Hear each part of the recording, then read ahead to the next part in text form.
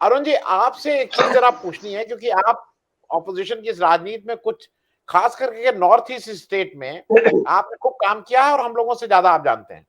मुझे एक चीज जरा आपसे ये समझनी थी कि जो बीजेपी है वो अपनी सहयोगी पार्टियों को भी खाने में उसको कोई परहेज नहीं है। आप जिस पार्टी में थे, आप ही के एमएलए, वो आप लोग एक समय, या आपकी पार्टी जिस पार्टी जो पूर्व थी, उसी के एमएलए छोड़ने लगती है। तो आपको क्या नहीं लगता है कि अगर अगर गोवा में जाके वो ये हरकत कर रही है तो कोई रीजनल पार्टी अब उसके साथ आने से घबराएंगी? नॉर्थ ईस्ट में खास करके जरा आपसे समझना चाहूंगा। एक जनरल इंप्रेशन ये है कि पूरी नॉर्थ ईस्ट में बीजेपी है, लेकिन चाहे मेघालय हो, चाहे मिजोरम, नागालैंड, सिक्किम, यहाँ पे बीजेपी का तो कोई डायरेक्ट, मेरी जो जानकारी उसके हिसाब से कोई डायरेक्ट इलेक्टेड एमएलए नहीं है। जरा नॉर्थ ईस्ट का समझाइए, इसलिए कि वहां बीजेपी इतनी एक्टिव क्यों दिखाई देती है? हेमंत शर्मा झारखंड के एमएलए को बुला के वहां खरीद फरोख्त करने लगते हैं। अरुण जी। आनंदवर्धन जी, वहां नॉर्थ ईस्ट में बीजेपी का कोई सवाल नहीं है। नॉर्थ ईस्ट में सत्ता का सवाल है और पैसे का सवाल है। मैं 10 साल तक नॉर्थ ईस्ट का इंचार्ज रहा हूं और हर स्टेट में अक्सर जनता दल के एक दो एमएलए हम चुनाव जिताते थे। लेकिन चुनाव जीतने के वो तुरंत बाद हम सरकार में भी रहते थे, फिर भी जो वहां की नॉर्थ ईस्ट की पार्टियां हुआ करती थी वो हमारे एमएलए को अपनी पार्टी में लिया करती थी। वहां का जो भी एमएलए है वो कोई आइडियोलॉजी बेस्ड नहीं है।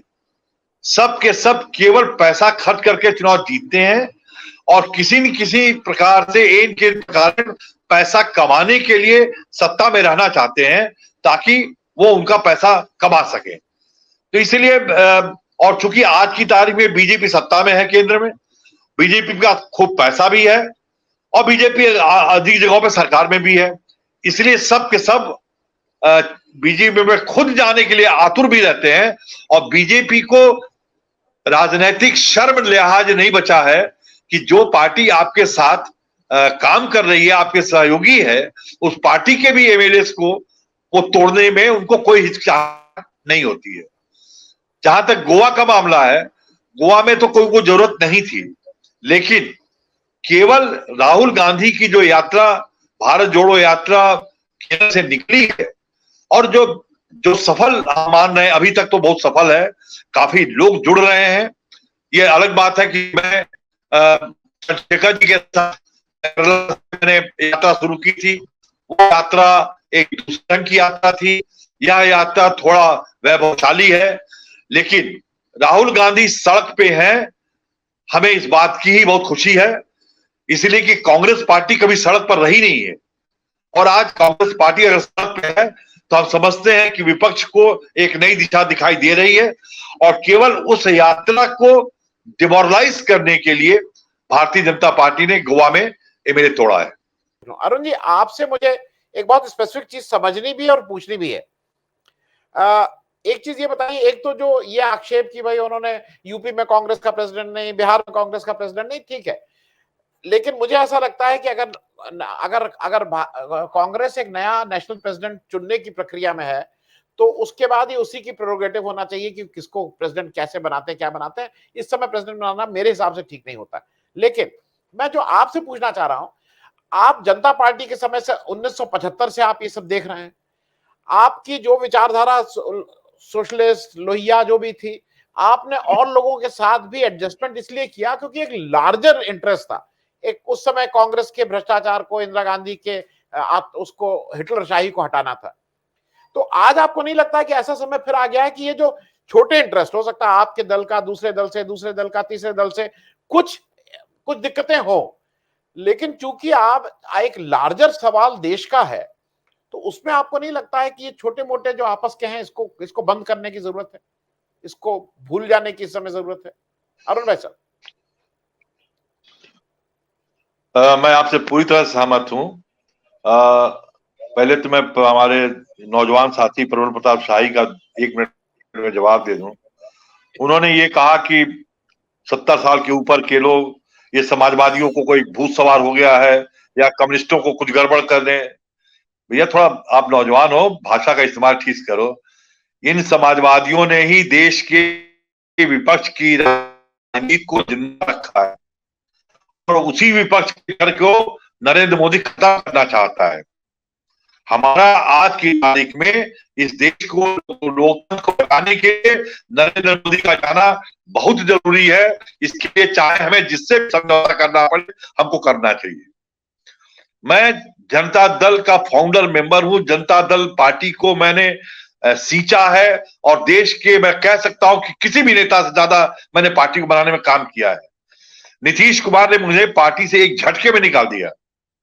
4 साल हम सड़क पर थे, मेरे पास कोई ऑफिस नहीं था।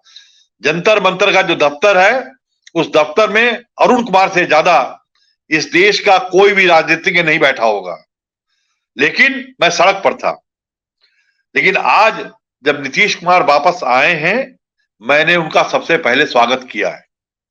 अगर विपक्ष के हमारे कुछ ये नौजवान साथी, चाहे वो अखिलेश यादव हो चाहे तेजस्वी यादव हो, इन्होंने इस 4 साल में कुछ भी किया होता तो नीतीश कुमार की कोई जरूरत नहीं थी इस देश को। चूंकि ये लोग कुछ नहीं कर रहे थे, इसलिए नीतीश कुमार जब आए हैं तो जो समाजवादी देश के हैं या जो विपक्ष की राजनीति जो लोग करते हैं, उनको एक आशा की किरण जग गई कि अब शायद कुछ हो जाए। क्या होगा मैं नहीं बता सकता हूं, मैं कह भी नहीं पा रहा हूं, लेकिन होगा ऐसा आशा की किरण जगी है। संतोष भारती जी कह रहे, भाई भारती जी, हम शुद्ध राजनीतिक व्यक्ति हैं।